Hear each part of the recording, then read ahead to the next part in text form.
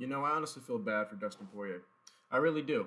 I really, really do feel bad about Dustin Poirier, and let's talk about it. Dustin Poirier came in second place again. Uh, he came in second place again. Simply to put it. Let's talk about the fight between Dustin Poirier and Charles Oliveira. More so focusing on Dustin's contribution because the last video I talked about this fight, I talked more about not Sean O'Malley, excuse me. I talked more about Charles Oliveira's contribution than I did Dustin Poirier's. So let's touch on what Dustin Poirier did well and what he did bad in the fight.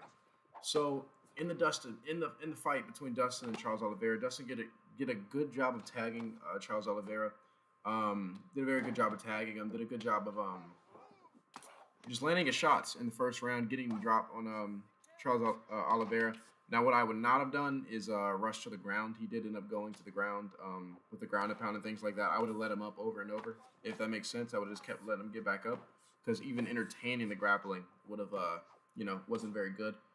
You saw that once once Charles Oliveira grabbed him to Dustin's glove, and then for some reason, the biggest mistake I think Dustin Poirier made that whole fight was when he rolled. For some reason, he rolled, which was completely unnecessary. But hindsight's 2020. So he rolled, and then at the time, kind of like a Grammy roll, but for no reason. And Charles ended up on top of him, and then the commentary team was kind of like, "Oh, why is Dustin not? Why is this playing such a close guard game? Get up, get up!" And everyone's like, criticizing, talking about, "Get up, get up!" He's just like, "Just stand up." Even Joe Rogan, who's supposed to know a lot about jujitsu, it kind of shows, how they're diminishing or not really giving credit to Charles Oliveira's Brazilian Jiu-Jitsu. Because I do firmly believe if Dustin Poirier would have tried to get up like they kept telling him to, he would have got submitted earlier. So if he would have, kept trying to, get up, then yeah, I think he would have got tapped out relatively easy. So what Dustin did was smart. He stayed there with the closed guard, and he wanted to stay there until they stood him up on the feet the next round. So for the people that were like, "Oh, why is he playing such a closed guard game? Get up, get up." I mean, you try to stand up when you're in Charles Oliveira, when you know what I'm saying. Try to get Charles Oliveira off of you when you're on the bottom and see what happens. You feel what I'm saying? So the whole narrative of stand up, he was playing real defensive. Of course he was. He has you know what I'm saying. He has Charles Oliveira on top of him. But yeah, eventually Charles Oliveira gets Dustin in a good situation. So like he does his patented body lock where but I believe he ducked under a hook or something of that nature, or he did something like that, or he fainted. I believe it's hard, a little foggy. And then he ducked, he got the body lock, and then eventually he was able to get around, get the hooks in, get Dustin's back, and it was over from there. Um, that was really it.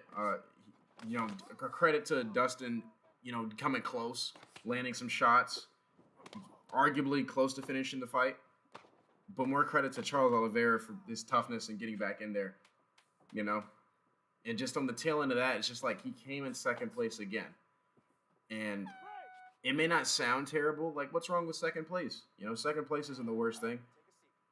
If you come in second place and you continue to come in second place when it comes to the biggest stage of them all, or like the biggest chance you have in terms of winning a title, I believe it's the second time Dustin Poirier has come in second place for winning the actual UFC lightweight championship. And I think that's worse than losing like contender fights, because imagine putting in all that work, all those hours, training and training and training just to come to the big stage, if you will, where it matters the most, and losing not once but twice. Granted, he's fighting the best people in the world, but I know for a fact that I would rather lose early on than put in so many hours, so many training sessions, so many fights, so many press conferences, so much just to lose where it matters the most once again.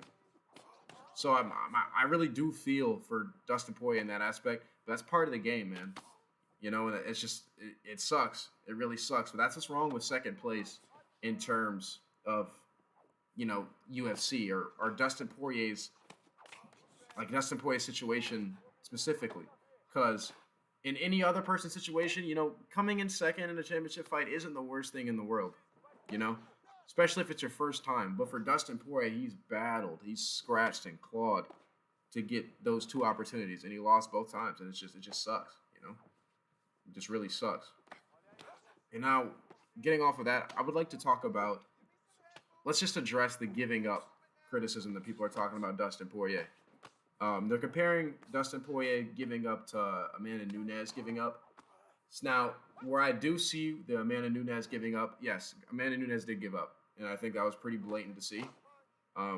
Pretty blatant.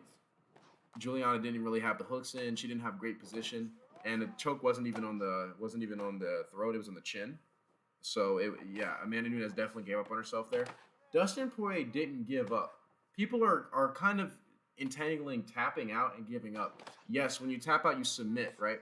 But that's like submitting to like, okay, I lost. As in terms of like, he was in a bad position. He realized, okay, I can't get out of this position. You know, what could he have really done? If he would have jumped, he was fighting the hands. Every time he fought the hands, Charles Oliveira would switch the grip, you know?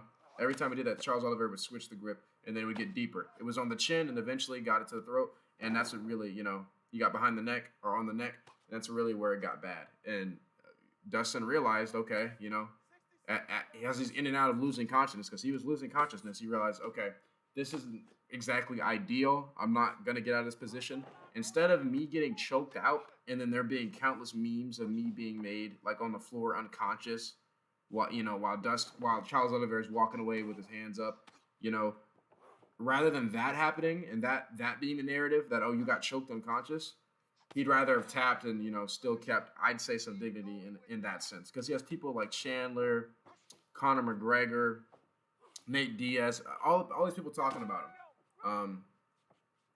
Now Chandler's talking about him not because Chandler, I mean, you know, Chandler's trying to set up a fight. Chandler's a good marketing person. He's good with marketing. So he realizes, okay, he's a good salesman. So he's like, okay, Dustin Poirier just lost, so let me insert myself in here. This is where I fit in. So that's going to explain Chandler. Conor McGregor obviously is talking shit because him and Dustin just don't get along. They don't like each other, okay? Nate Diaz is because that's what Nate Diaz does. But can you really take Conor and Nate Diaz seriously at this point in time?